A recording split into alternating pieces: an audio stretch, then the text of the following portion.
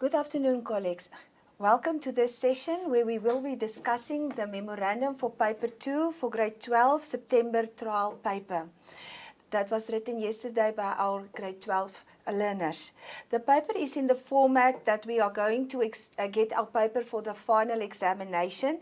In other words, it's going to be restricted to the topics of maps, plans and other representations of the physical world and measurement, with the possibility of some probability questions and then also some finance concepts that may be integrated into the paper at a later stage. So let's go start with the discussion of the memo. I'm not so much going to focus in this discussion on the answering of the questions because we do not have a lot of time. I will just more discuss on the allocation of the marks in the memo or the marking guideline. And so let us do that. Just to give you an indication, I'm Renette van der Merwe. I'm the Chief Examiner for Paper 2 in the Free State, and I am from the Muteo district here in Bloemfontein. Colleagues, if we look at our marking guideline, you will see we are going to start first of all again with our codes that we are going to be using throughout the marking guideline. And just for the sake of our novice teachers, please make sure that you are going to acquaint yourself with these marking guidelines, so that with these codes, so that when we talk about them while we are discussing, that you understand what we are using them for. You will see when we come now into the actual marking guideline, we do not have a space to write out every time the whole word, but we do actually then at the end of the day just work with the abbreviations in this case. Okay, colleagues, just to remind you once again that in the beginning of the marking guideline, we are going to have some notes that you must bear in mind, and these notes are going to be general, which is going to be true throughout the marking guideline. So keep them in the back of your head while you are marking.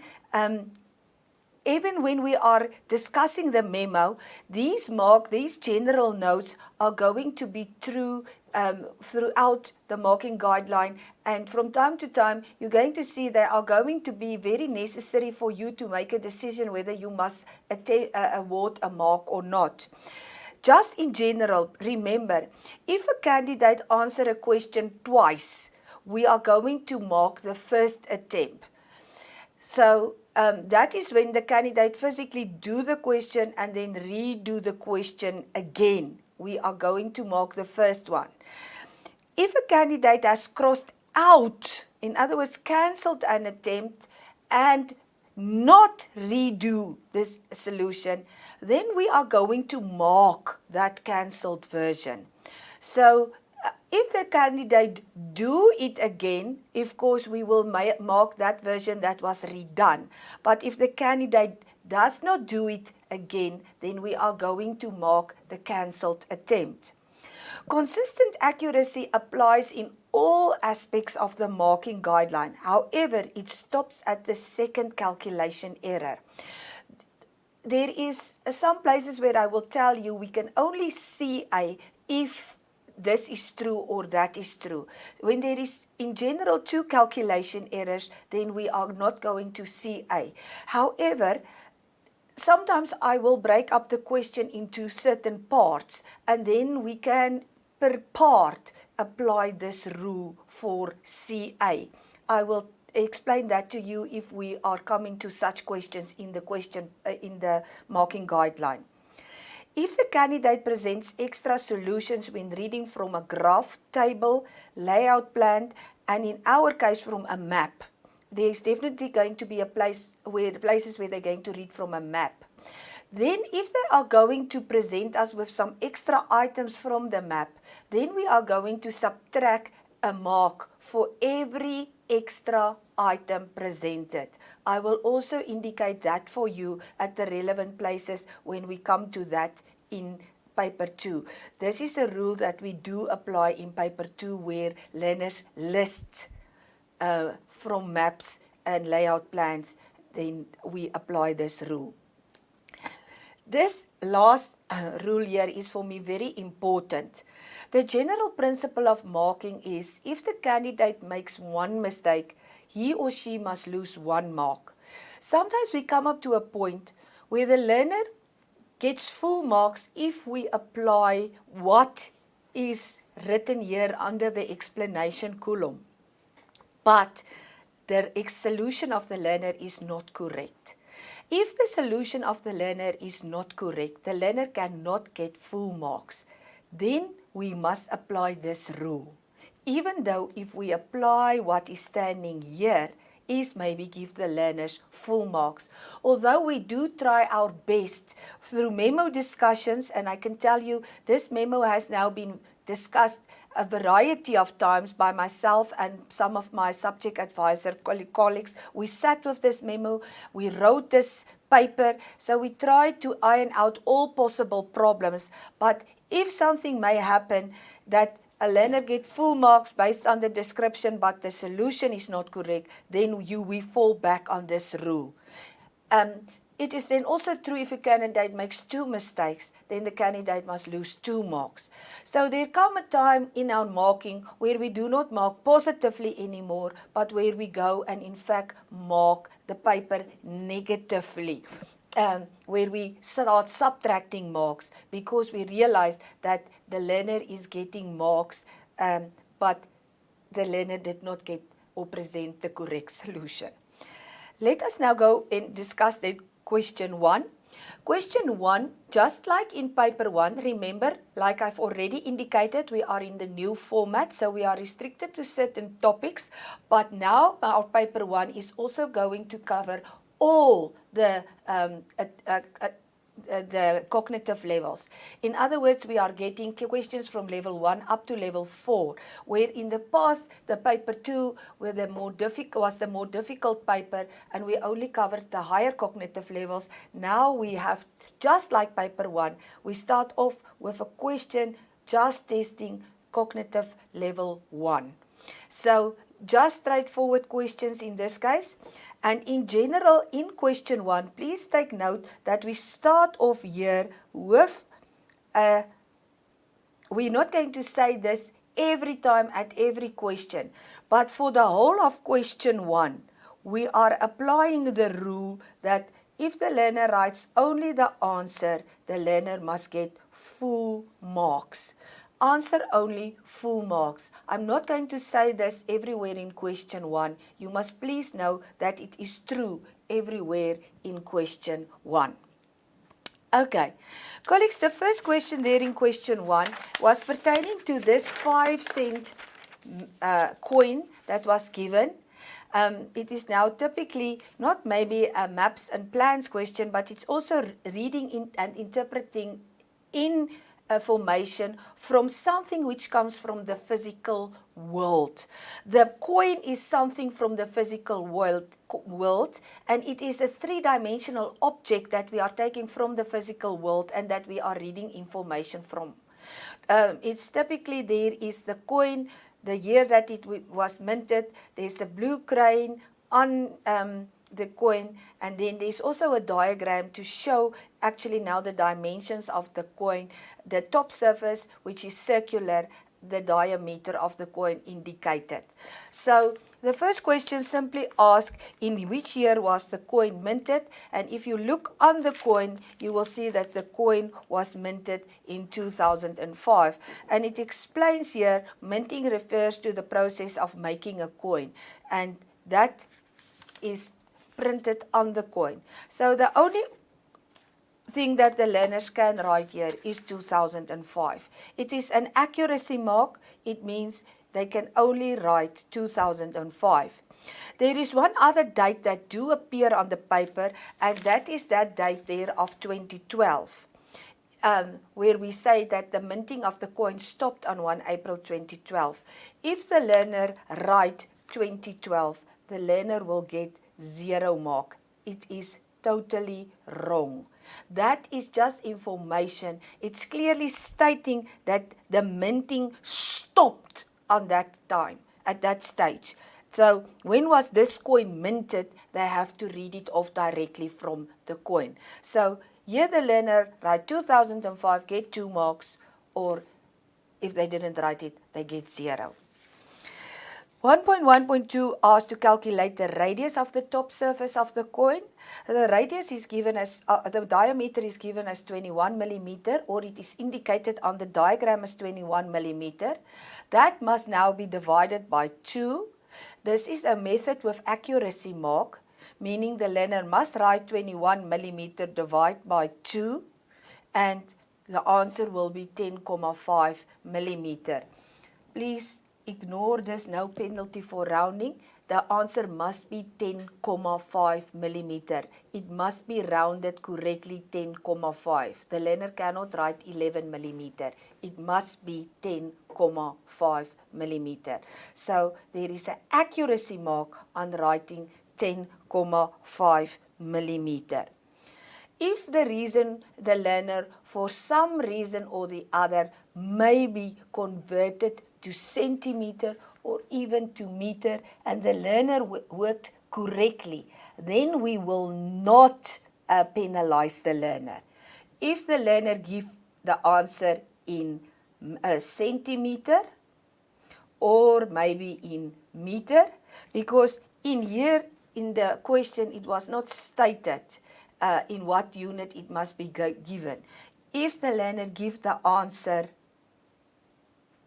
in another unit but do so correctly, then don't penalize the learner. But I do not believe that will be maybe a lot of learners. The learners will go for the 21 millimeter divide by 2. Most of the learners will maybe directly write the answer. Okay, 1.1.3, what is meant with the circumference of the coin? Remember, we are asking for the, I just want to make this a method with accuracy there.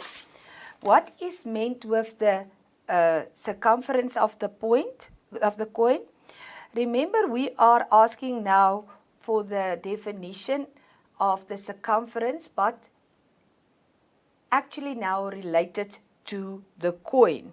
So the learner can say, or the correct answer here on the memo is, it is the distance around the curved edge of the face of the coin. Okay, so if the learner maybe say it is the distance around the coin,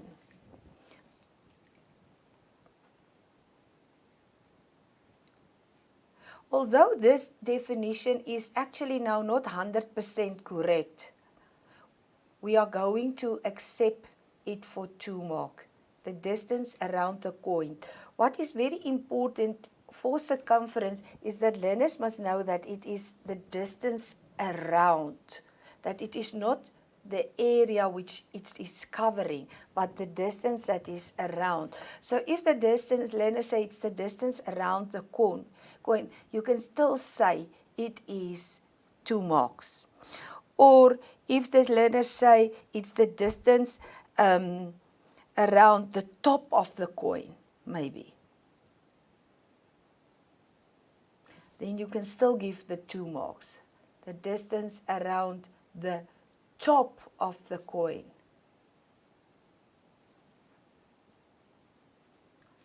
Give the 2 marks. It is talking about the distance around. But if the learner is going to come and say in general, it is the distance around a shape,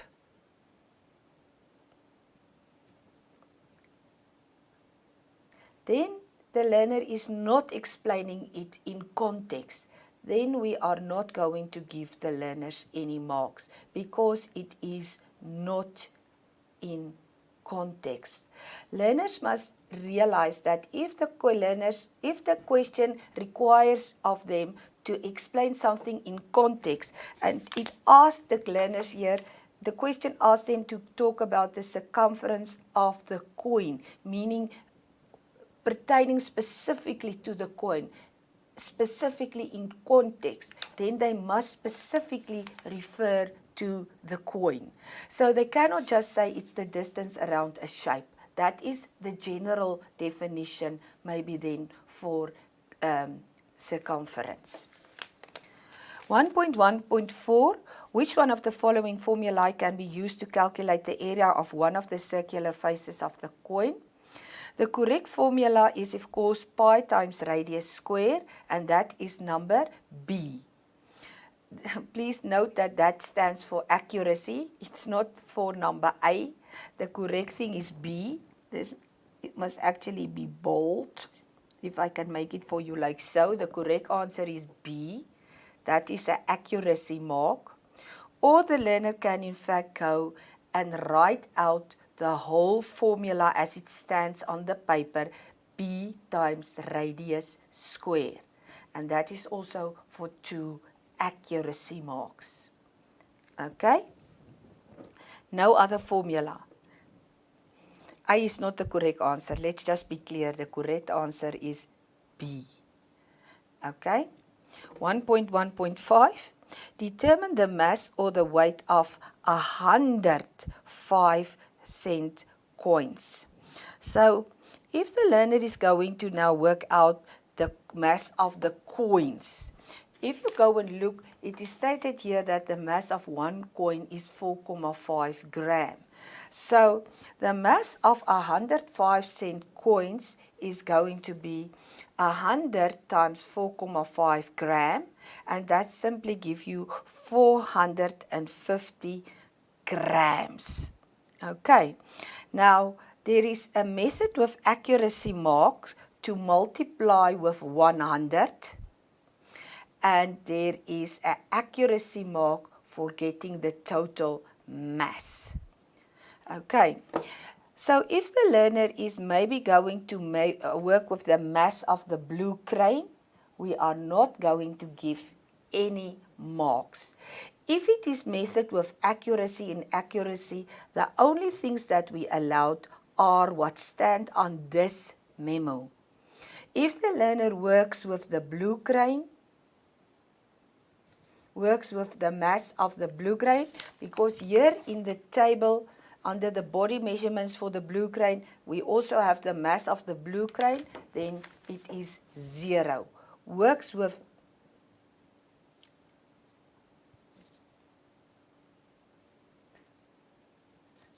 there is no marks on that. Okay, it must be, not even for multiplying with 100. The multiply with 100 means it must be multiplied with 4.5. So 100 multiplied by 4.5. Let us be clear about that. It cannot be multiplied by any mass. It must be multiplied by that 4.5, and the accurate answer must be 450 grams. Okay. 1.1.6 is asking, convert the maximum wingspan of an adult blue crane to millimeter. Now, if we go now to the body measurements of the adult blue crane, the wingspan here is given as 1.8 to 2 meter. So it can be read as 1.8 meter to 2 meter. 1.8 being the minimum and 2 meter being the maximum. So the maximum wingspan will therefore be 2 meter. There's a RT mark for reading that correct value off. Then to convert it, we must multiply with 1000, and then the answer is 2000 millimeter. Which now imply, I'm going to write here no penalty for unit. So if the learner only write 2 times 1000 is equal to 2000, you can give the marks. There is no penalty if the learner do not write the unit. If the learner works with the minimum wingspan in this 1.8, the learner works with 1.8. If the learner say 1.8 times 1000, will we give any marks for this?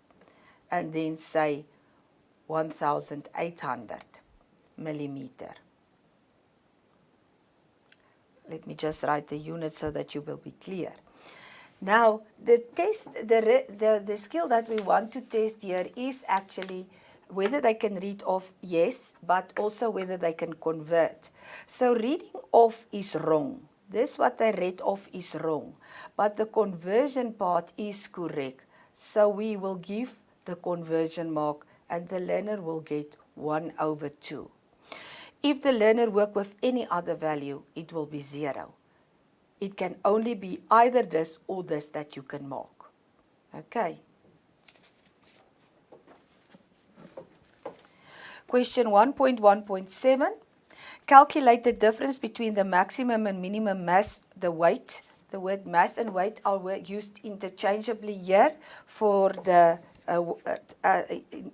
in the case of mathematical literacy of the adult blue crane in kilogram.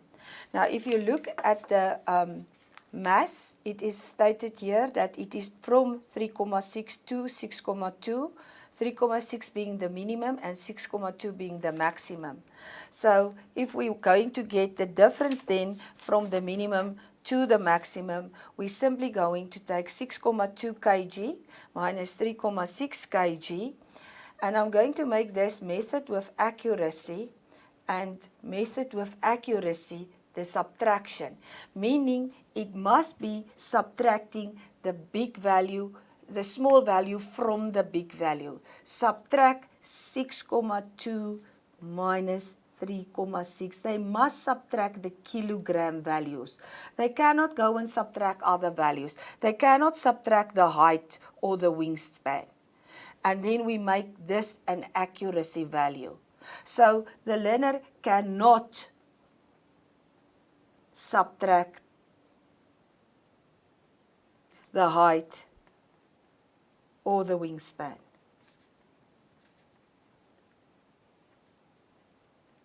That will give them 0/2. They can only subtract it. They must do it like here on the memo. 6,2 minus 3,6 give me 2,6. Of course, answer only, it was set in the beginning. If they just write 2,6 kg, it will give them 2 marks. Just remember, if we say answer only, it must be the answer on the memo. They must get the answer, write the answer on the memo to get the full marks for answer only.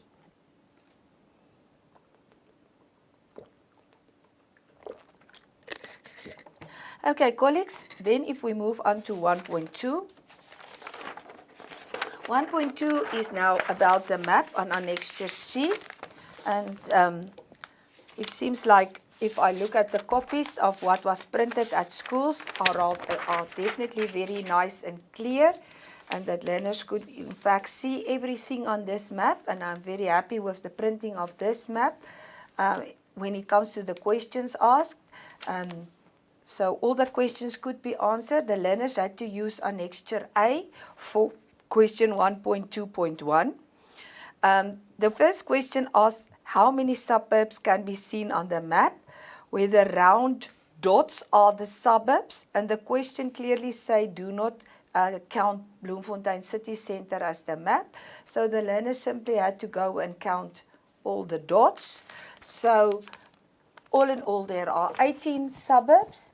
We will mark 18 for 2 marks. Learners can alternatively, instead of writing 1/8, they can write it out. But it is still 2 marks. It can only be 18. Okay? Bloemfontein is one of the few cities in the world with a game reserve within the city. What is the name of the game reserve? If you go and look, there is a game reserve, and with it stands Franklin Game Reserve. So the name of the game reserve is Franklin. 2 marks. It can only be Franklin. There is no alternative. 1.2.3. Write down the name of the most northern suburb of Bloemfontein shown on the map. If you go and look at the north, where is the north? Here is the north. Sometimes we must search a little bit to see the north, but there I'm coloring it in for you. There is north. So if you go up, up the most northern suburb, then you will get its basewater. So the correct answer is basewater. Okay. In this case, if the learner maybe wrote basewater and dan pienaar. Say, for instance, they write the extra one. They decide it's 2 that are the most northern ones.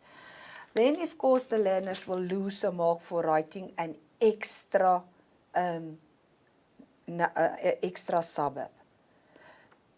If there is only one answer, then we only want one suburb. Okay, if they start writing extra ones, then they are going to start losing marks. But here we don't believe they will be doing it. I will show you later when they have to start listing, where I believe they will start writing the extra ones.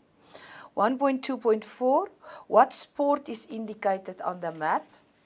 Now, the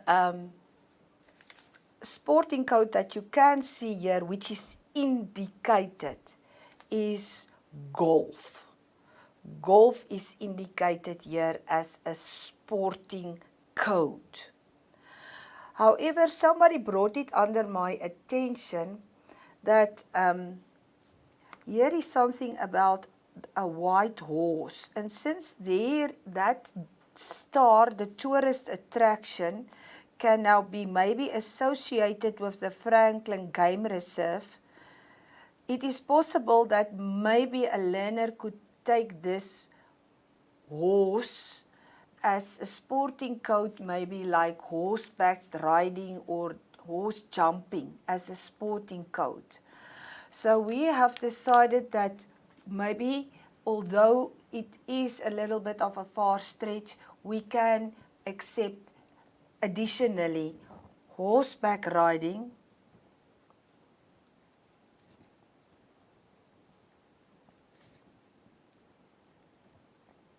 or jumping horse, or the jumping where they are doing a course and where they are doing jumping, something indicating that they are doing a sporting code with a horse. We will also accept something to do with a horse with 2 for 2 marks in case they are referring to that horse. However, we are not going to take other sports. We know that at a stadium, various sports can take place, but there is no sport indicated here. So, yes, we don't know what stadium. The stadium can be for athletics, for rugby, for soccer, but at this stage, since nothing is written here, we will only take that it's a stadium. We are not showing the golf course here and the golf course there, show that golf is the sport that is indicated. The only reason why we are accommodating the horse is that my learners, some of them, especially learners not staying in Bloemfontein, might not know what this white horse is about. Us who stay here will know that on Naval Hill there is this rocks that they have packed in the shape of a white horse, and that there is historical reasons, and that is just actually a tourist attraction. But other learners may not know it, and they may want to associate a sport with a horse, with this white horse here. 1.2.5, East End is a suburb in Bloemfontein. Give a reason for the name of this suburb. Well, East End, if you go and look, north is there, east is here on this side, and of course it's on the eastern side of the city, so it is on the eastern side, and that is why we call it East End. Something like that will be accepted as a reason for the name of that suburb. 1.2.6, what type of scale is used on this map? If you go and look here, it's definitely a bar scale that is given on the map. Whether it is the numbers is so clear or not, but it's a bar scale. Instead of calling it a bar scale, from geography, we know that some learners call it a line scale. We also know that some kids call it a graphic scale.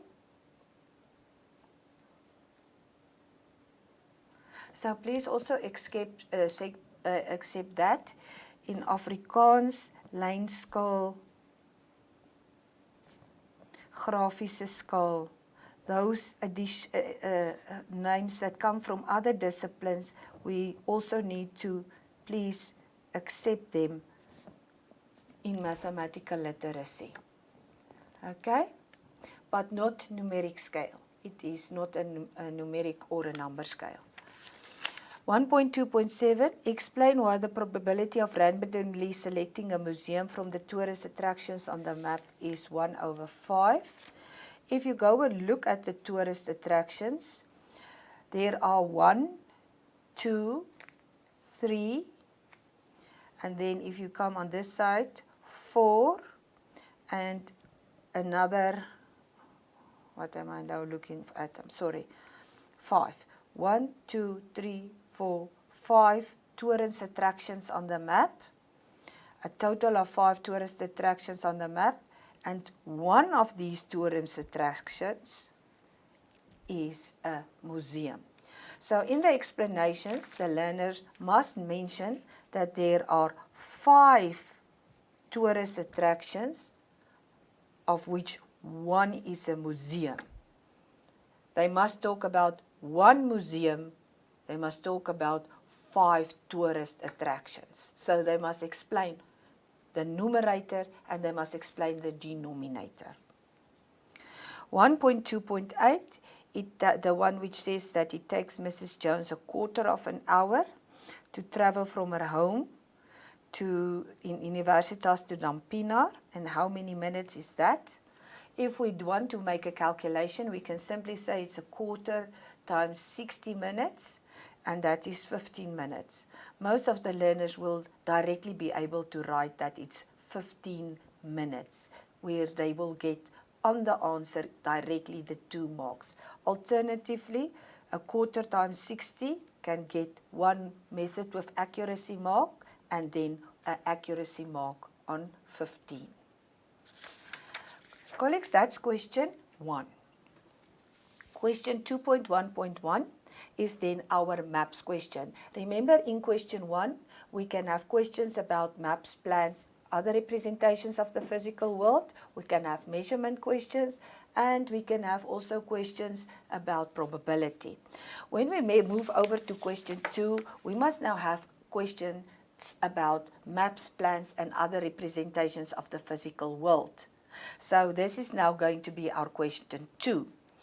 2.1 is now going to be about Sarah, who's coming to watch a rugby match in Bloemfontein. And here is a map. And fortunately, the map was also well copied. And Sarah is staying in Durban. She's going to come all the way here to Bloemfontein. And 2.1.1 simply say, name the national roads that Sarah must use to travel from Durban to Bloemfontein using the shortest route. Now, if you will agree, then you will see traveling like this from Durban just around here to Bloemfontein is the shortest route. And that will involve the N3, if you come around, the N5 and the N1. And I think it's very clear to see that.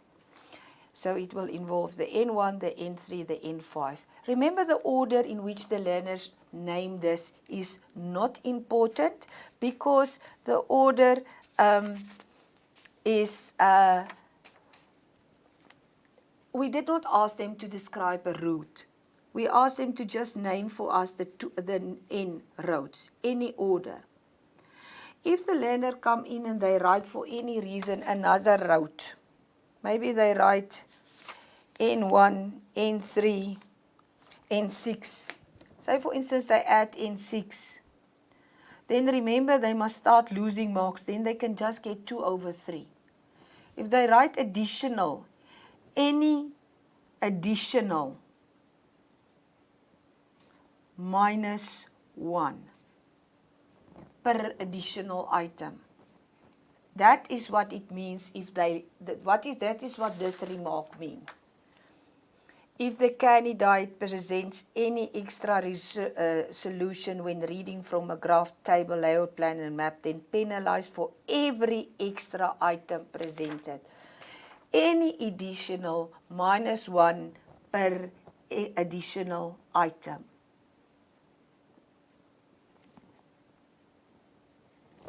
Okay, but that is the correct 3. 2.1.2, one of Sarah's friend Nathan suggests that Sarah visits Maseru. Sarah responds that she does not have a passport. Why is Sarah's answer not a valid reason not to go to Maseru? Well, in short, if you go and look, Maseru is in Lesotho. And Lesotho is in another country. It is not South Africa. So Maseru is in Lesotho. Lesotho is another country. You need a passport for entry. Some learners may just say, because you cross a border.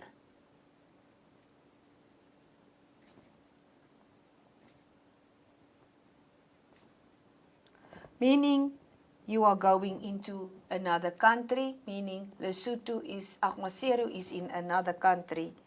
2 marks for that. Some learners may say it like so, Maseru is in another country, meaning you need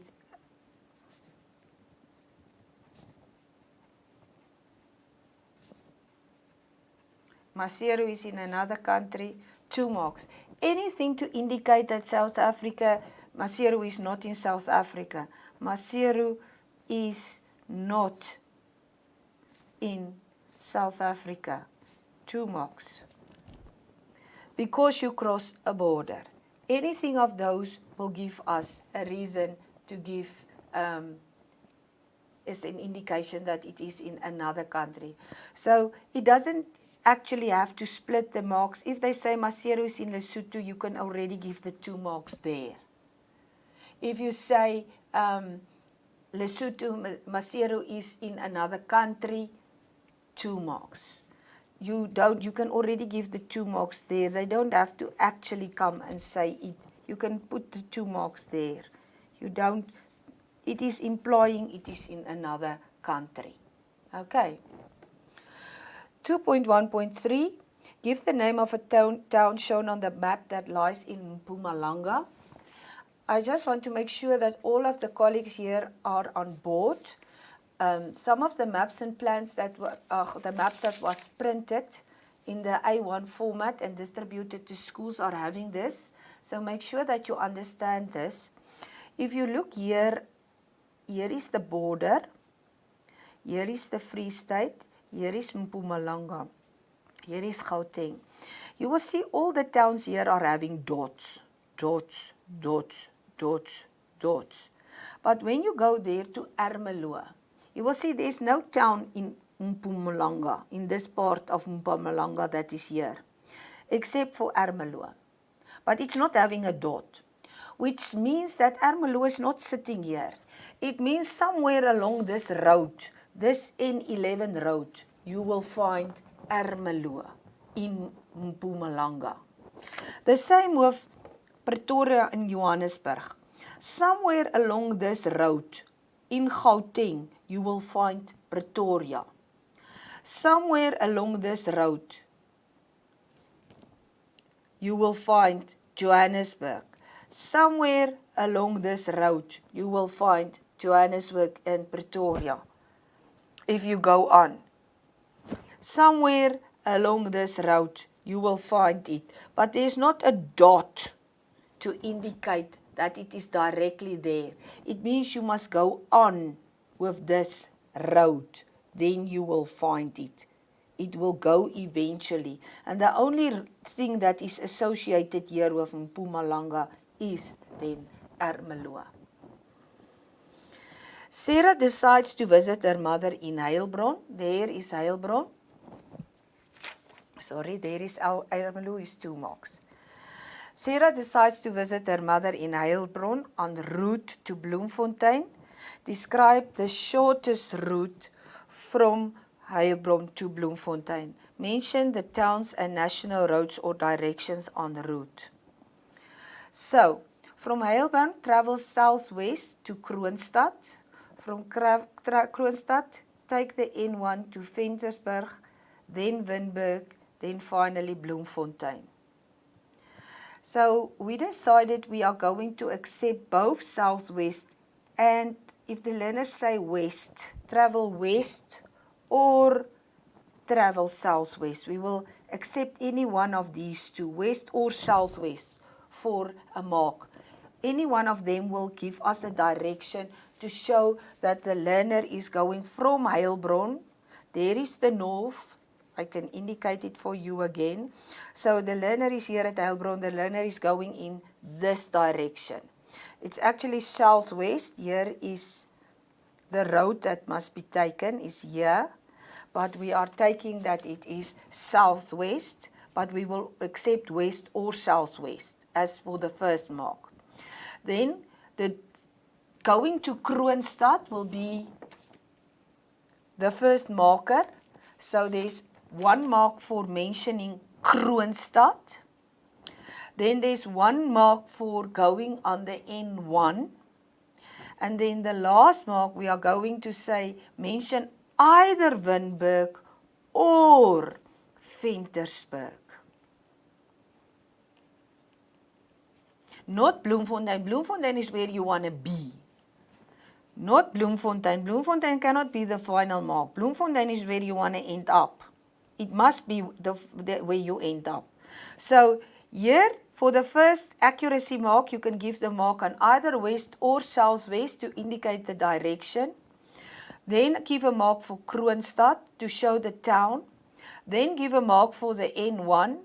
And then you can give a mark for either Winburg or Ventersburg, because the shortest route is definitely to go from Heilbron to Kroonstad, to Ventersburg, to Winburg, and then to Bloemfontein. Going any other route will be longer. Okay, and they are asking in the paper to talk about the shortest route. 2.2.2.2. Here in Annexure C, I must now deeply apologize for the printing of the map, and I will indicate for you where the printing was really affecting the question. I am acknowledging that totally these letters on this is maybe invisible on these blocks. And here, even the blocks are not visible. So let us see which of the questions can we answer based on what I see that was printed at the end of the day. So Annexure C shows the layout of the Free State Stadium. Sarah and 4 of her friends will watch the match between the Sharks and the Cheetahs in the Free State Stadium. The stadium has B blocks and T blocks where spectators can sit. Sarah and 2 friends will sit in block B29 and the rest will sit in block T31. Now my question is block B29 and block T31 visible? And if I go and look, block B29, this block, I can clearly see it on this copy that I received from a school. So yes, I can see block B29. And can I see block T31? Yes, it is definitely clearly visible, this B29 and T31 for now. Prices for seats are as follows. T blocks 125 per person, B blocks 140 per person. 2.2.1, which gate is closest to the block where Sarah's seat is? Sarah is sitting in block B29. If we go and look at block B29, which is there, the gate closest, if I look here, I can definitely see that gate. Which one is closest? Is it gate 8 or is it gate 7? It is definitely gate 8. So that question we can mark it, although the map was not so clear, it is possible to mark it. So definitely gate 8 there we can mark two accuracy marks on gate 8. If the learner only wrote 8 or wrote 8, 2 marks. 2 marks. They don't have to write gate. 2.2.2, Sarah calculates that it will cost $6.70 for her and her friends to watch the rugby match. Is Sarah correct? Show calculations to verify Sarah's statement. So here is now the correct answer. Again, do we need this map to work this out? We know that Sarah will sit with her 2 friends. It stated that Sarah and her 2 friends will sit in block B, and we know that B blocks cost $140. Sarah and her 2 friends means 3 people will sit in the B block. And then we know that the rest will sit in the T31. Now, how many will sit in the T block? T block, the price is $125. Sarah and 4 friends will visit. So Sarah and 4 friends means it's 5 people. So how many will sit in the T block? Will be 2 people in the T block. So do I need the map to answer this question? No. I can answer this question purely by looking at the information stated. So, what now? You will see I need to say 3 times 140 Rand plus 2 times 125 Rand. So, the first mark, the first RT mark, I'm going to give it for using 140 Rand and 125 Rand for looking up. Not using, for looking up those 2 ticket prices of 140 Rand and 125 Rand. So if you see the learners are using it, they are putting it on their book. It doesn't matter what they do with it, but they use both. Not just one, both. They are using it, they can get 1 mark. Doesn't matter what they do it. Now the second mark, we are going to allocate that because we need to now also acknowledge this 3 and this 2. Because they had to work out this 3 and this 2 in a way. So, please, what we are going to give the mark for is we're going to multiply the ticket price with the correct number of people. Or, yeah, the correct ticket, multiply the ticket price with correct number of people. And that is going to be for both. So it means multiplying 3 by 140 and 2 by 140, and that we're going to make it a method with accuracy mark. They must say 3 times 140, 2 times 125. If they don't do that correctly, then they are not going to be getting that marks. Now we can say, let us see the answer. In this case, if they do it correctly, it will be 670 Rand. And then the conclusion is always independent. If they get 670 Rand, they will say Sarah is correct. If they don't get 670 Rand, they will say Sarah is not correct. So let me now, for instance, do this. Say, for instance, a learner come and they do it wrong. They say, Sarah and 2 friends, so they say 2 friends, 2 times 140, plus while the rest sit in block T31, 2 times 125. They say, okay, 2 times 140 is 280. 2 times 125 is 250. 280 plus 250 is, sorry, let me just get that.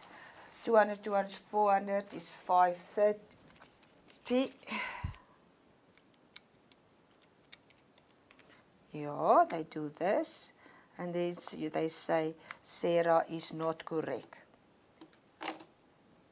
They forget now to add Sarah. How many marks?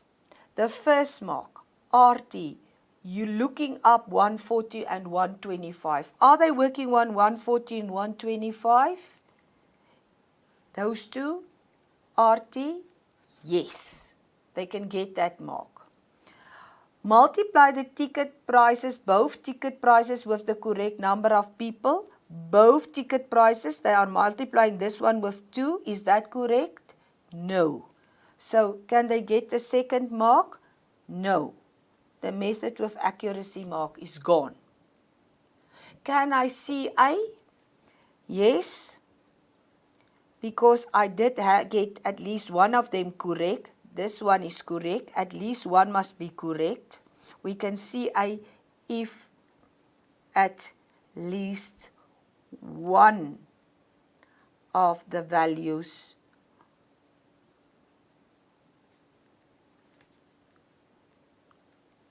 the 250 is correct, so we can see A.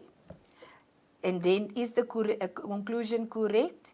Based on this for 530, it is not 670. The conclusion is correct. So, yes, we see A, the conclusion, and this learner can get 3/4.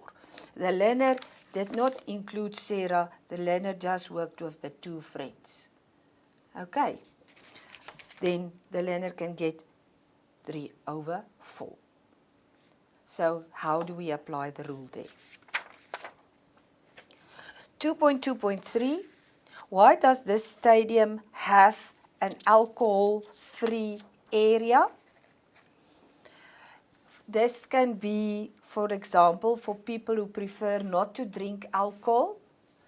It can be either in general not drinking alcohol, or it can be for people who are preferring not to drink alcohol when they are in public, or people who would prefer not to drink alcohol when at a sporting event. We don't know, anything like that. Another reason can be for children to sit in, because parents don't want their children to sit there at a place where alcohol is going to be used. Another reason can be some people don't want to sit with people who are drinking alcohol, because maybe they are afraid that those people won't behave. It doesn't matter. Don't want to sit with people drinking alcohol. Any reason that you can think that will make sense in this context can be accepted. There are also people who do not drink alcohol because of religious reasons. They will go and sit in this place. Okay? Any reason like that, you can give 2 marks being appropriate. These are additional ones that we could come up with. You can please judge the answers of the learners and see what learners come up with. 2.2.4. If we go and look at 2.2.4, where they say the seating capacity is this, determine the number of seats in each block. To be able to answer this question, you need to be able to see how many blocks there are. And for this, I fully agree that we cannot count the number of blocks in here. So it is not possible to answer 2.2.4. So do not mark question 2.2.4. Do not mark. It is only 2 marks, which means the paper is going to have a total of 148. Give your learners a mark of make the total of the paper 148. Go to Sam's, change the total paper to 148. Change Sam's and read in your marks out of 148. That will be the easiest way. Please do not mark 2.2.4. This sketch was not clear. The learners could not answer it. Go and mark your paper out of 148 instead of 150. 2.3.1 was this tree diagram. It's a question on probability, where she is now buying the clothing items to support her teams, the cheetah cap, the shark's cap, the cheetah t-shirt, the shark's t-shirt, the cheetah scarf, the shark scarf. It's small, the pictures, but it's just pictures of each one of those things, and then you get your outcomes, your tree diagram. So your first, the abbreviations is just to make your tree diagram easy to draw. So you can start with your shark's cap and your cheetah cap. Here is your first outcomes will be therefore on the caps. Then once you have a cap on, you can have a t-shirt, a shark's t-shirt, a cheetah t-shirt when you are wearing a shark's cap. Then when you are wearing a cheetah cap, you can also have a shark's t-shirt or a cheetah t-shirt. And then finally is the scarf. It can either be a shark scarf or a cheetah scarf and so on.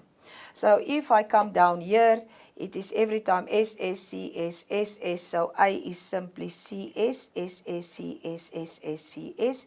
It's simply a cheetah scarf. And what will B be? If I worked simply with my outcomes, if I start here, I go there, I get SC, I come here, I get CT. If I come here, which is, because here is my outcome, it is SS. So here is my outcome. If I am here, here is my outcome. So I am on CC, ST, CS. So when you go to the memo, you will see that is it. My A is CS.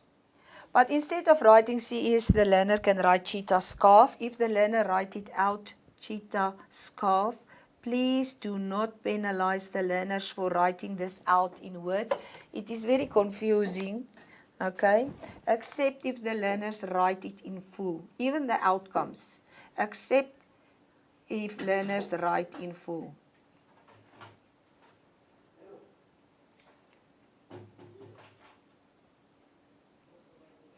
And then here are your number B here. It is SC, CT, SS. Like I say, just go and read it off in this order like you get it from your tree diagram. And your last one, CC, ST, CS, as you get it here on your T diagram. So please accept if the learners write the words out in full. There's 1 mark for just writing CS or cheetah scarf. And then for these ones, please, all 3 must be there. All 3 must be there. Okay. If they write it out in words, accept it. 2.3.2 is then just determine the probability that Sarah will pick the following combination. Shark's cap, we can make it SC. Shark's t-shirt, ST. T, and cheetah's calf, CS. Well, if you want that one, shark's cap, here is shark's cap. Shark's t-shirt, there is shark's t-shirt, and cheetah's cap is this one here. It will be this outcome, S, C, S, T, S, C, S. It is this outcome. There will only be one out of 1, 2, 3, 4, 5, 6, 7, 8 are the total outcomes. So it is 1 over 8. There's one accuracy mark for the denominator, one accuracy mark for the denominator, and write your answer as a percentage rounded to 1 decimal place was specified. So rounding, it's giving your answer as a percentage. You can CA if either the numerator or the denominator is correct. So if the learner maybe wrote 2 over 8, you can CA. But if the learner, because the 8 is then correct, either the numerator or the denominator must be correct for you to be able to see the answer. Remember, it must be rounded to 1 decimal place, because this is what stands on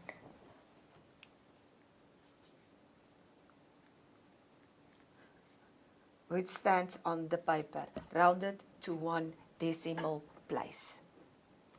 Okay, colleagues, that is question 2. Let us go to question 3, 3.1.1. This is now the question about the Tylenol, the tablets given to the learner. Tylenol is a medicine that can be taken to relieve pain and reduce fever. The active ingredient is acetaminophen. It is available as a syrup or a tablet.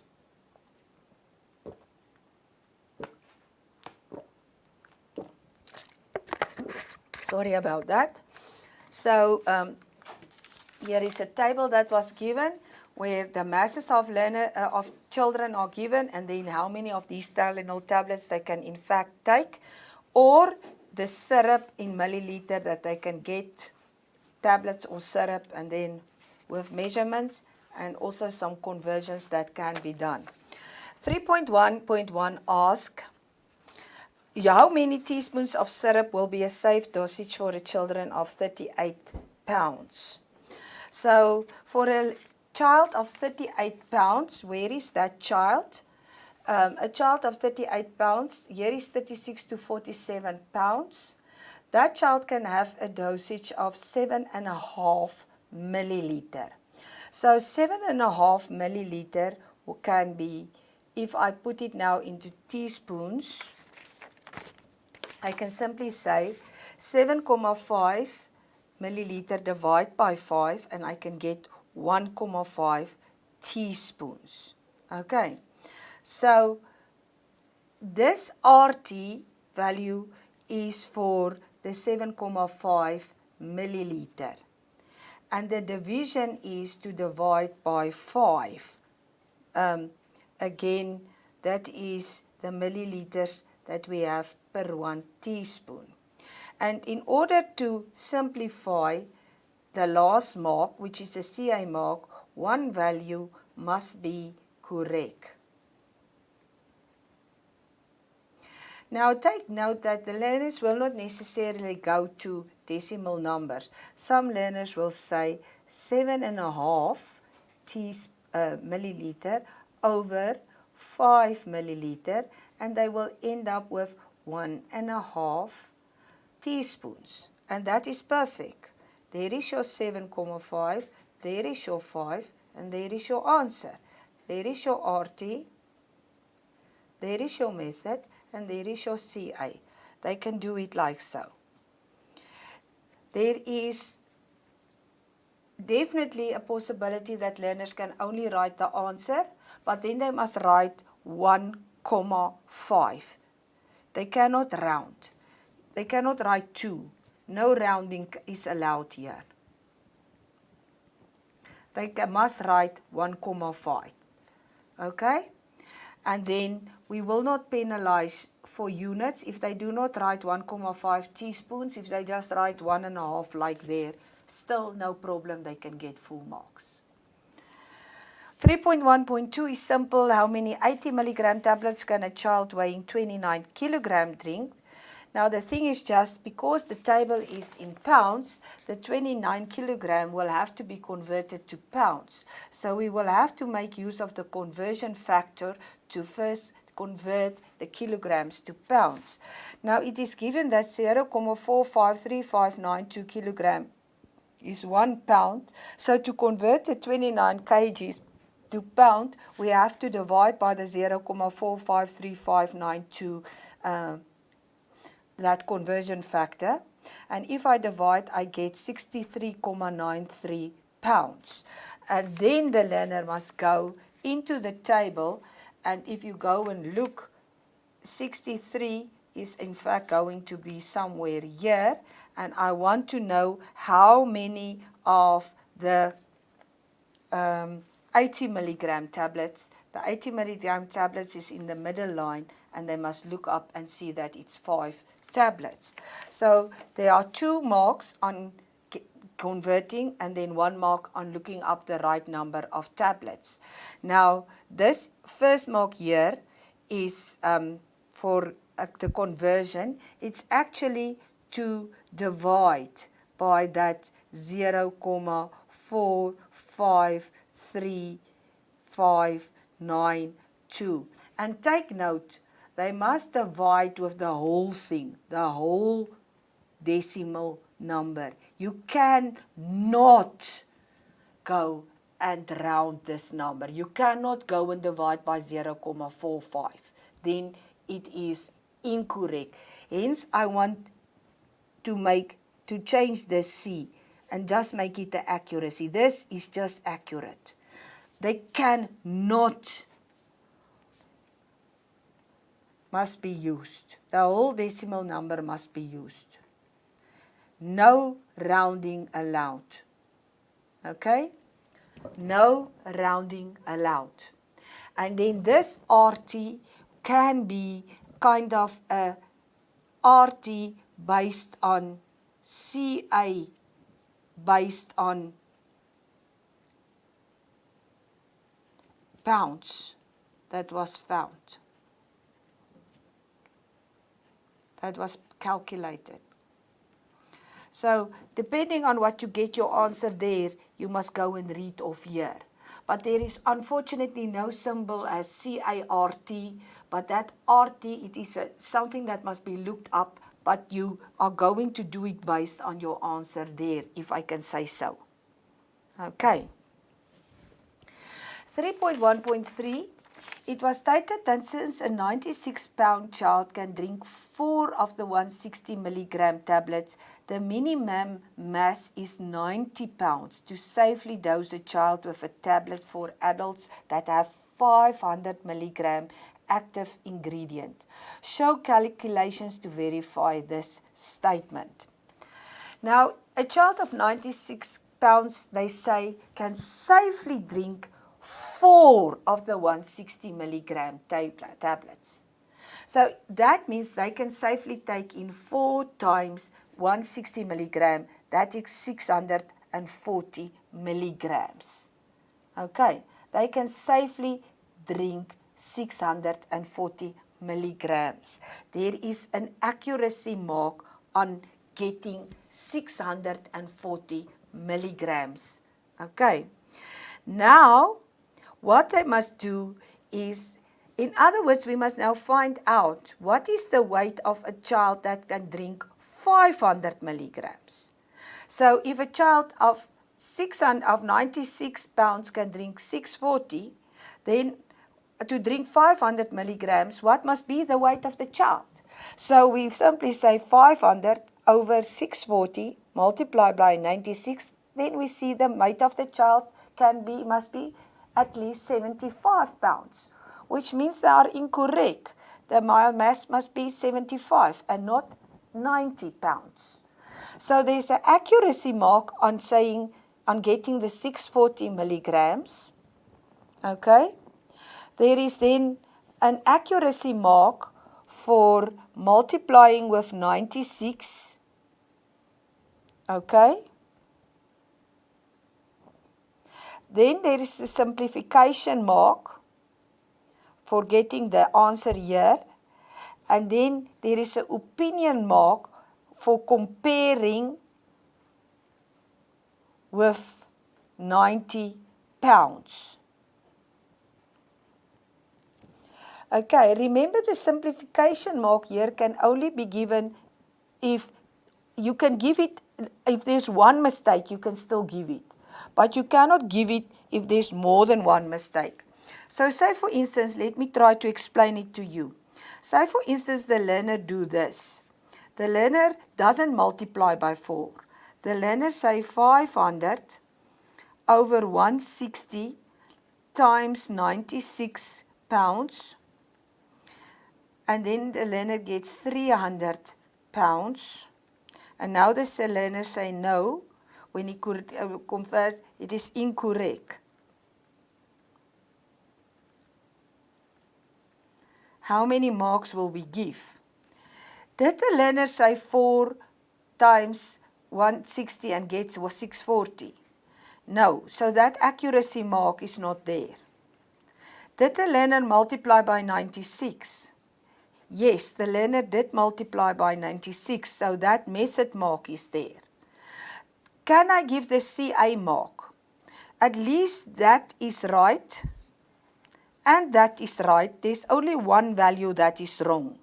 So I can CA. Only this value, only one value is wrong.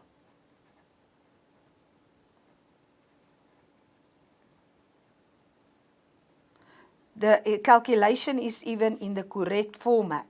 And then no, you compare it to 90 lbs. Is it 90 pounds? No, it's not. Then you can give 3/4. Okay, so just to give you an indication of how to mark it. I just want to give you another option of doing this thing. This is another correct answer. This is not another incorrect answer. What you can say is, you can say a learner of 96 pounds can safely drink 640 milligrams. So let us work out how many can a learner of 90 pounds safely drink. So 90 pounds can safely drink how much? So I simply say 90 over 96, divide up, multiply down, and then you get 600 milligram. Now you say this is more than 500 milligram, so it is not correct. You see, in this case, you are now comparing with 500 milligram to make your decision. Here, you are comparing with 90 pounds to make your decision. In this case, how do we mark? We mark again with the 740. We give 1 mark accuracy for calculating 640. But now in this case, where here we multiplied by 96, here we are now dividing by 96. So the method mark is not going to be for multiplying by 96, it's going to be for dividing by 96. We're going to give a CA mark for simplifying, and then we are going to compare with 5 milligram, and we're going to give the final opinion mark. And that is 1, 2, 3, 4 marks. This is a correct solution.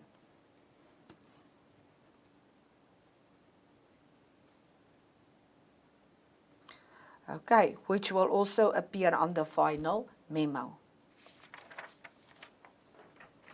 Colleagues, 3.2.1 is then about the medicine cabinet.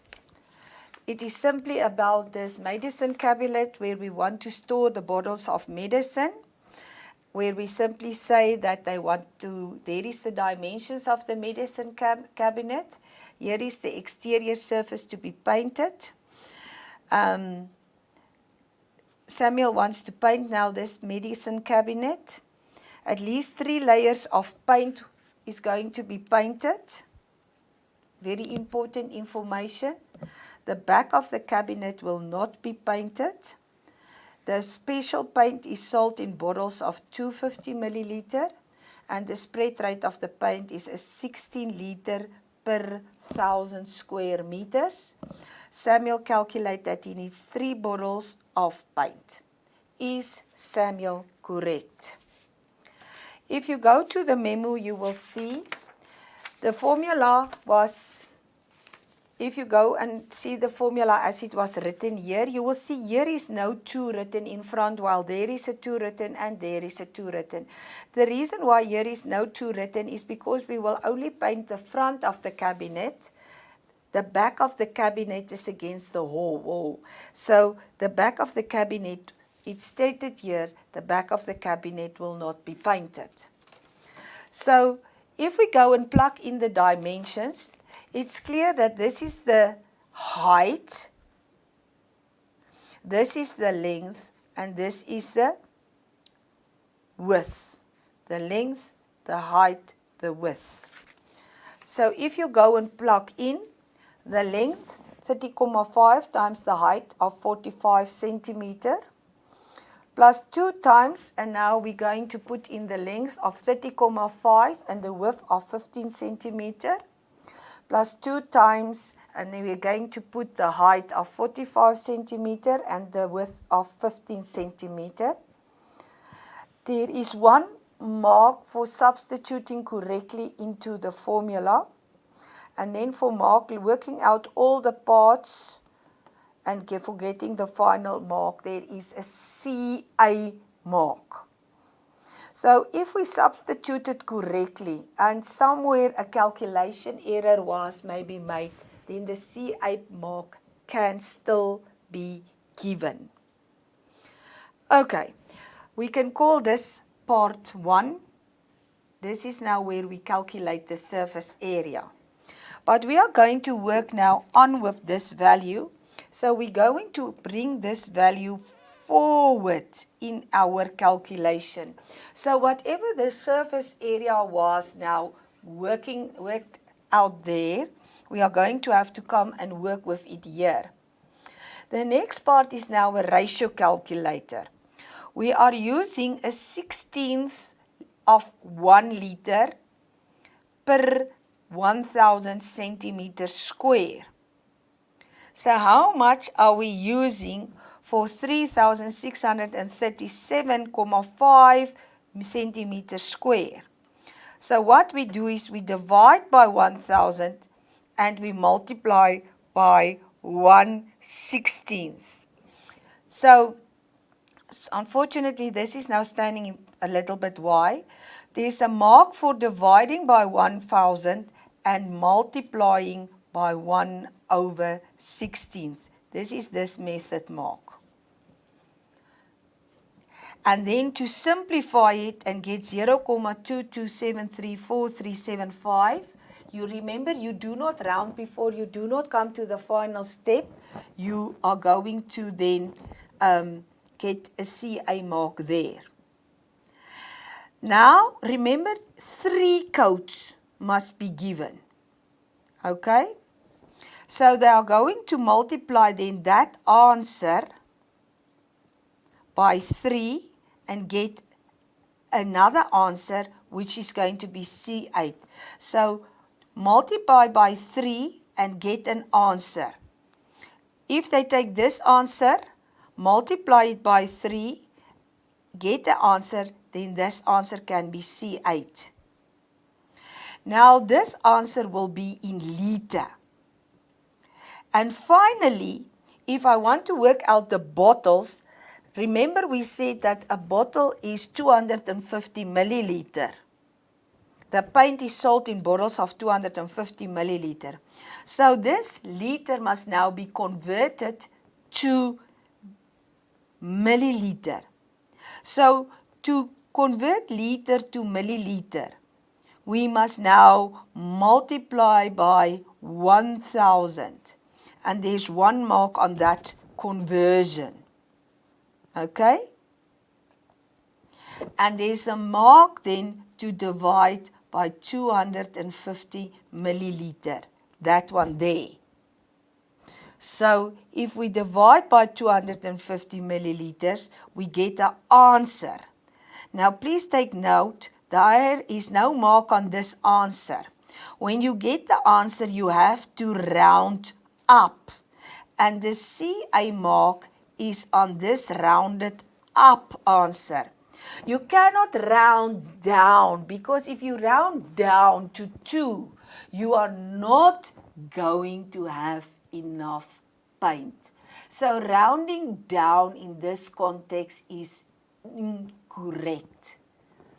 And then finally there's a statement, there's a mark for saying that yes, Samuel was correct. 1 mark for saying it is 3 bottles. Of course, if the learner made calculations and do not get 3 bottles, and he say then, say for instance the learner get 8 bottles, and he say Samuel is incorrect, then we are going to have to give a mark for that incorrect. So let us just see. The first mark is for substituting into the formula. Then CA for getting the surface area. If not more than 2, only one mistake allowed. If 2 mistakes are allowed, you cannot give the CA mark. That is the only 1 mistake allowed. The second part of the calculation, that is the first part. The second part of the calculation, they must now divide by 1000, multiply by 1 over 16, and then there's a CA simplification mark. The learners must take this answer, multiply by 3. For this part, there's only 1 mark, and that is to multiply by 3 and then to CA. Here they must convert the liter to the milliliter by multiplying by 1000. They must divide by 250. They must get the final answer, round up, and then there's the opinion. So it's 2 marks for this part, 2 marks for this part. No, sorry, 3 marks for this part. It's 1, 2, 1, 2. This part is 1, 2. There is 1 mark. Here is 1, 2, 3, 1 mark. 2, 4, 5, 6, 9 marks. You must mark it, maar look for these parts. What are the learners doing, and if they are making these parts, if they are getting any of these parts correctly done. Okay. Colleagues, 3.2.2. Oh, sorry. Before I go to 3.2.2.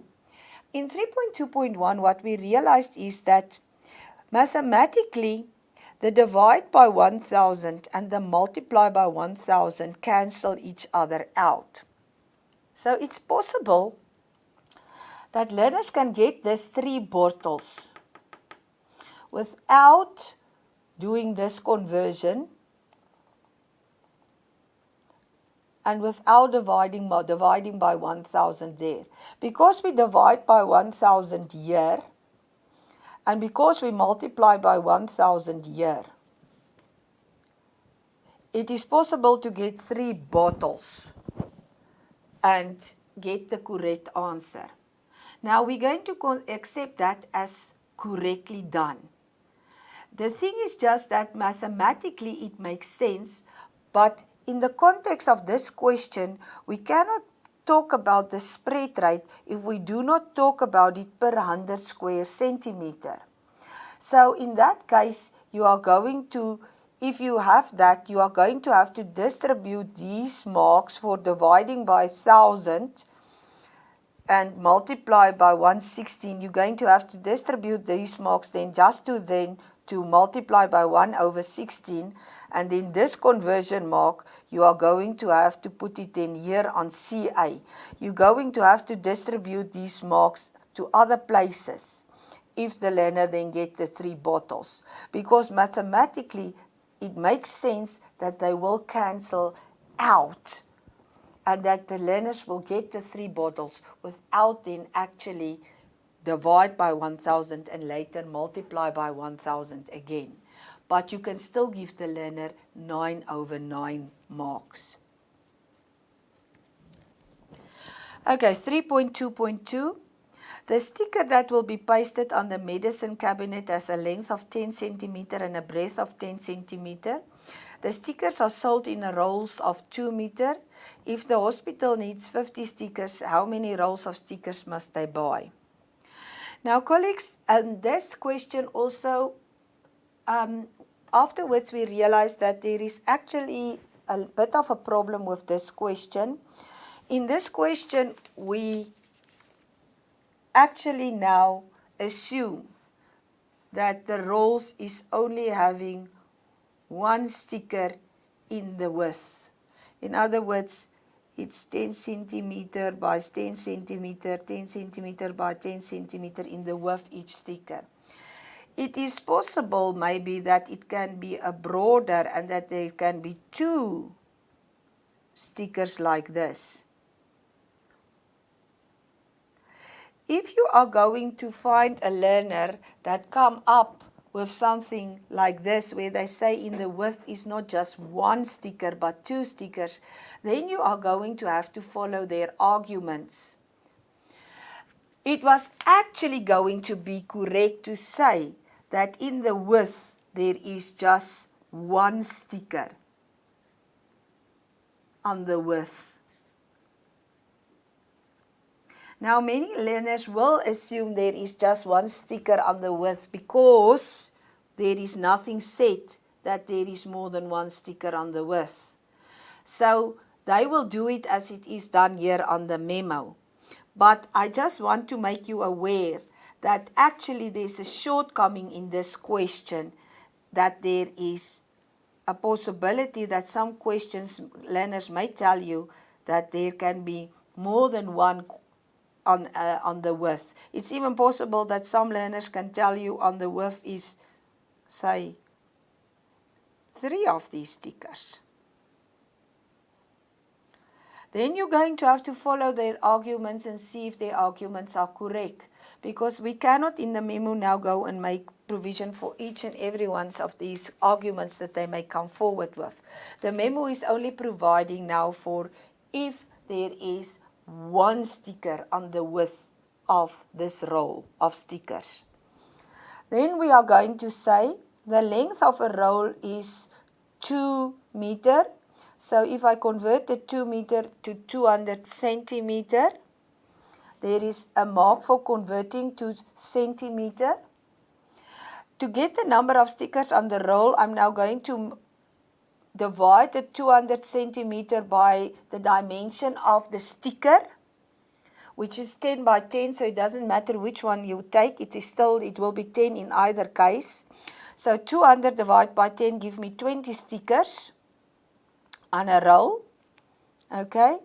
And then if I go, I'm sorry, here is a mark missing, and then I need 50 stickers, so 50 divided by 20 gives me 2,5 rolls, but I cannot buy 2,5 rolls, so the learner will have to say, I'm buying 3 rolls, so the final mark is CA, and it must be rounded up. So there's a conversion mark for converting the meter to the centimeter. Then there's a conversion mark for dividing the length by 10 centimeter. In other words, the width of the sticker. There's a CA mark for the number of stickers. One value must at least be correct. But there's not more actually values that the learners can bring in here unless they decide to work with 50. But then it is at least hopefully still one value correct. And then the final mark is for dividing and rounding up. Or the learner can say, no, let us take the 10 centimeter to 0.1 meter. I'm going to work in meter. So then I say 2 meter is 0.1 meter. That 10 centimeters is 0.1 meter. I'm converting centimeter to meter. I'm taking my roll of 2 meter to 0.1 meter. That's 20 stickers still. So here is your conversion mark. There is your method mark, there is your CA, there is your CA rounded up. Here is your conversion mark, here is your method mark. Your method mark is again for dividing your length by the 0.1 meter, the width. You CA the number of stickers, and then your final answer is here, but it must be rounded up. There is another possibility that the learners can do. They can say 200 centimeter is one roll. So 10 centimeter will be how many rolls? So dividing up, multiply down, I say 10 over 200, multiply by 1, I get 0.05 rolls. But I need 56 stickers, so if I say 0.05 times 50, I am going to get 2.5 rolls, and I have to round it up. It will give me 3 rolls. In this case, I will have a conversion mark there for converting meter to centimeter. I will put my method mark here on this dividing, but you will now see that the dividing is vice versa. It is now the width divided by the length. Here it was every case the length divided by the width. Okay? While now it is the width divided by the length. I can CA the rolls, and here I can CA again the rolls, but it must be rounded up. Okay, colleagues, that is question 3.2.2. Question 3.3.1 is asking us then to get the height. It's talking about, sorry, I'm just going to say in short, it's the medicine bottle which has a height of 18.5 and the radius, only the radius, not the diameter, is 2.96.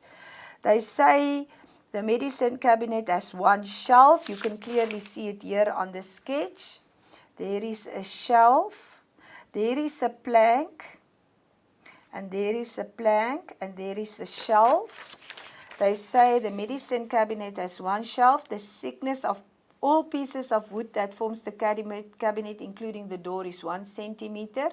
Bottles of medicine can be packed on the bottom of the cabinet and on the shelf.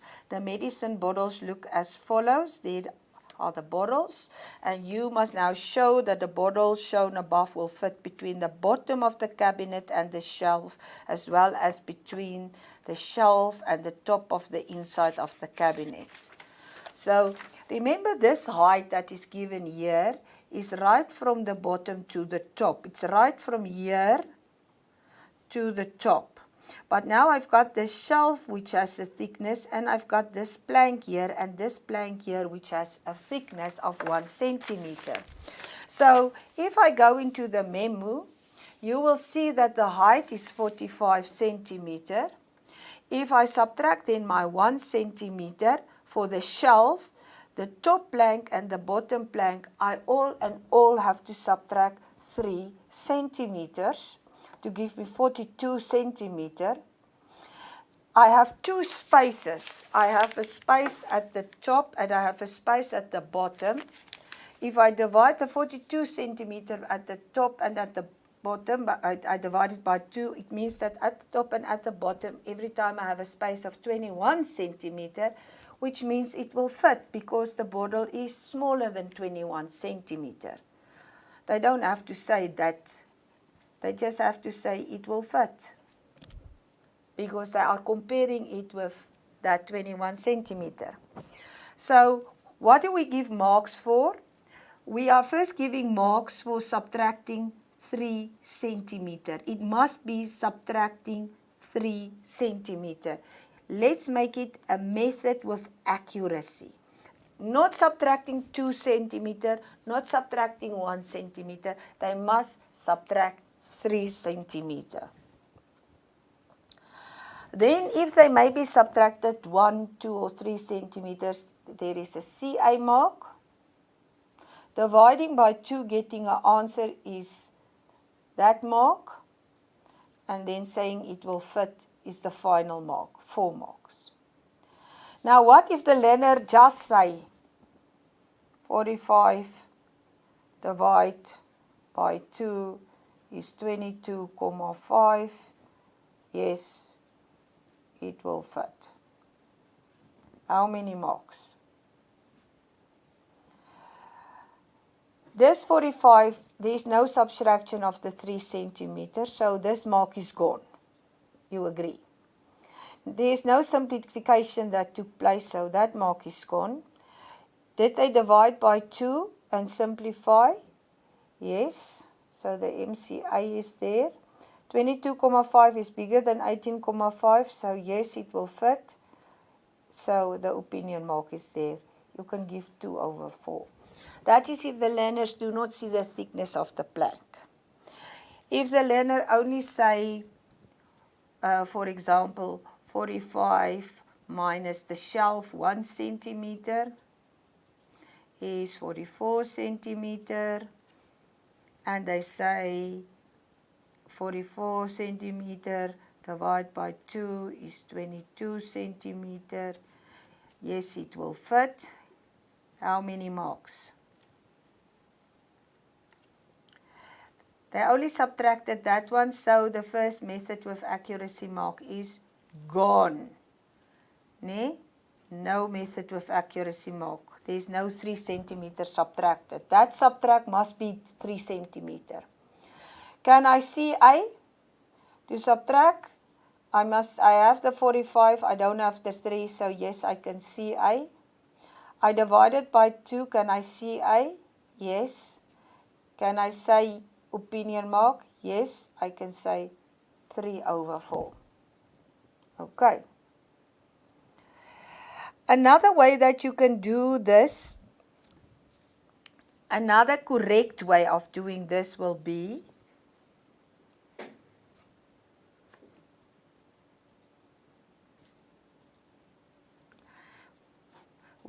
to say, take the 42, okay, we all know where the 42 is from. I'm taking that 42. Okay, let's just say, you start with saying 45 centimeter minus 3 centimeter is 42 centimeter. So the first 2 marks will still be minus 3 and CA and MA. Then you take 42 centimeter and you divide it by that measurement of the bottle, 18,5 centimeter. And then you get 2,27. And since this is 2,27 is bigger than 2, you will be able to fit actually more than 2 bottles. So then you say, yes, it will fit. This can be done for a full there is 1, 2, 3, 4 over 4 marks.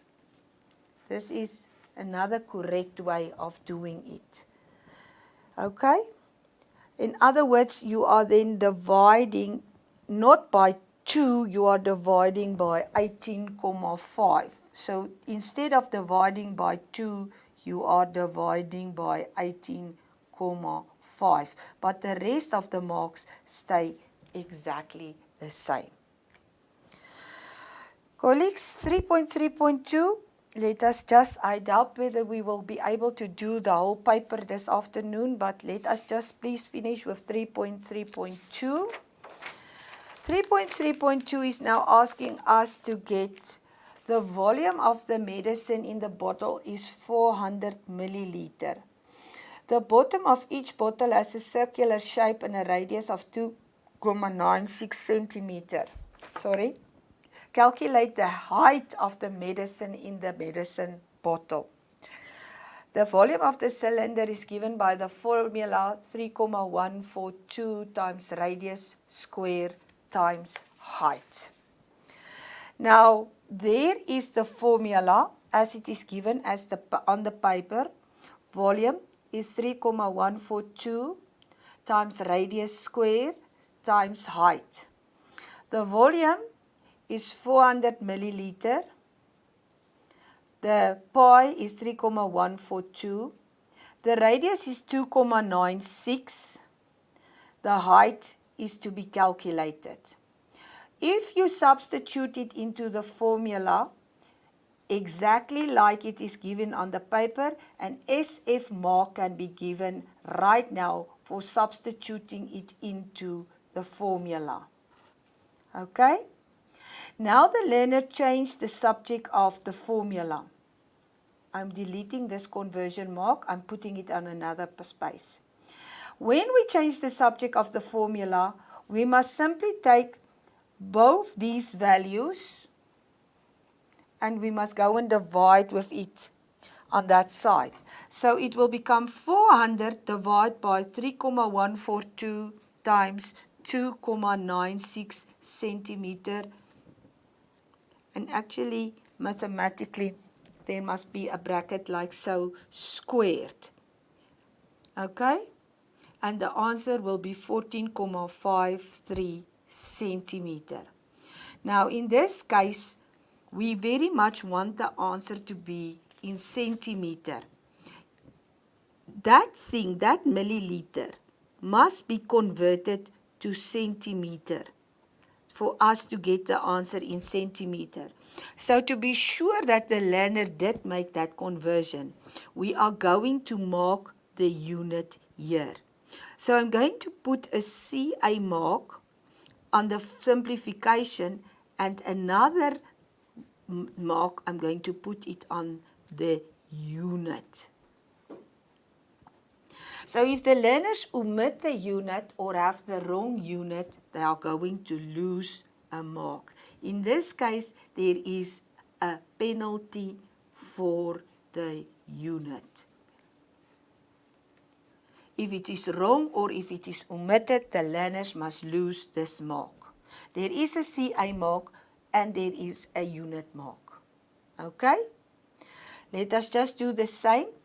Alternatively, the learners can write down the formula. Using the formula, they can change the subject of the formula already. They can say the height is the volume divided by pi times the radius square. Pi, of course, is 3,142. Now, that is then already changing the subject of the formula based on only then using the formula. Now they substitute the values, 400 milliliter, 3,142 times 2,96 square. I'm going to remove this conversion mark. Many learners will not write any units. They will just write 400 and 400. So we will not know that they have made this conversion 400 to 400. Hence, to be sure that they make the conversion, we are going to put the unit mark here. So out comes the conversion mark and we put the unit mark. We are going to do it for you like so on the memo. Okay, so it's going to become a unit mark. So it's going to become 400 centimeter cube divided by 3,142 times 2,96 square, and that gives me 14,53 centimeter. 1 mark on the CA, 1 mark on the unit.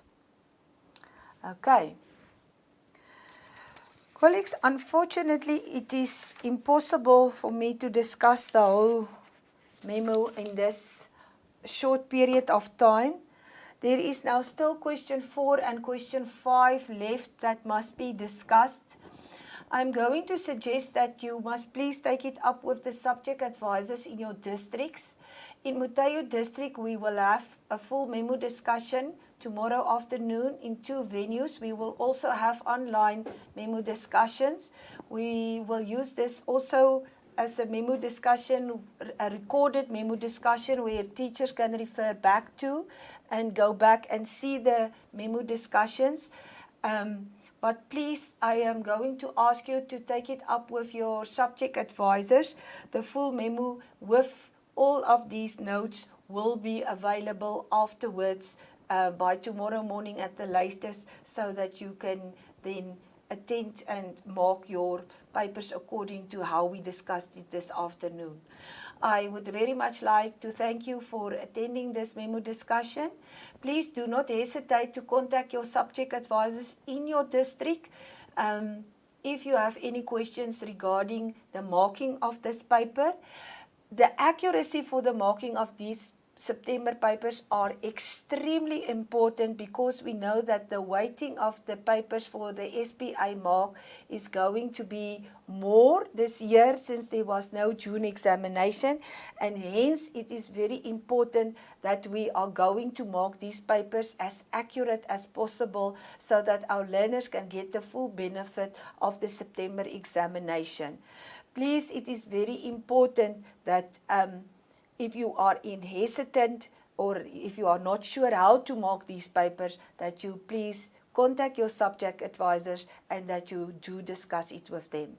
Thank you very much, and please stay safe and stay healthy. Thank you very much.